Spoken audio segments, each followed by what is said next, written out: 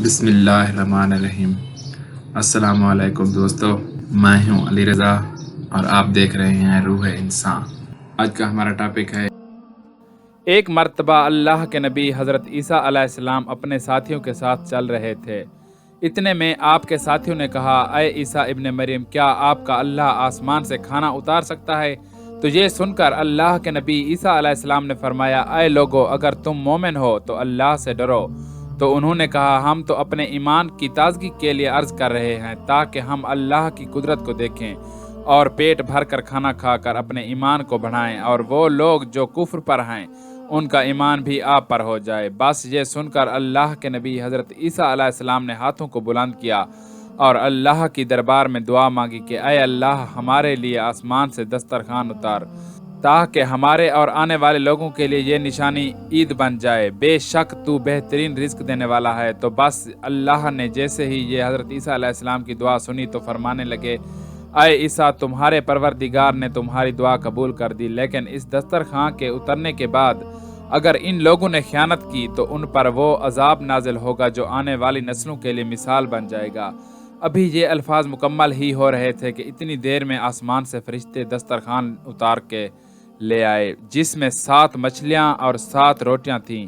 بعض روایتوں میں ہے کہ آسمان سے مچھلی اور گوشت اتارا، اور کچھ روایات میں ہے کہ ایک بڑی مچھلی خوب پکی ہوئی اور قسم قسم کی سبزیاں اور روٹیاں دسترخوان پر موجود تھیں، اور ایک روٹی پہ روغن زیتون، ایک پر شہد، ایک پر گھی، ایک پر پنیر اور ایک پر گوشت کی بوٹیاں تھیں۔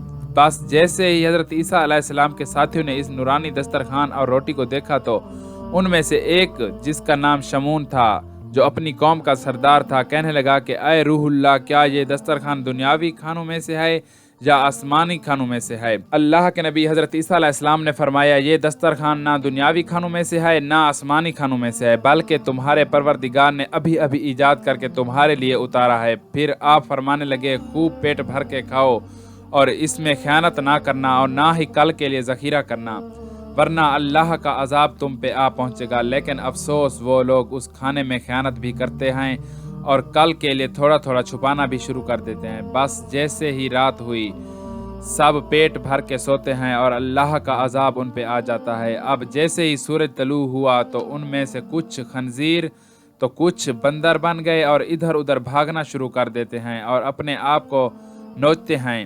اللہ کے نبی حضرت عیسیٰ علیہ السلام نے جب ان کو دیکھا تو اللہ سے دعا مانگی، تو یوں تیسرے دن وہ سارے اللہ اور اللہ کے رسول کے نافرمان دنیا سے مر کے فنار ہو گئے۔ بے شک اللہ کے نافرمان کا یہی حشر ہوتا ہے۔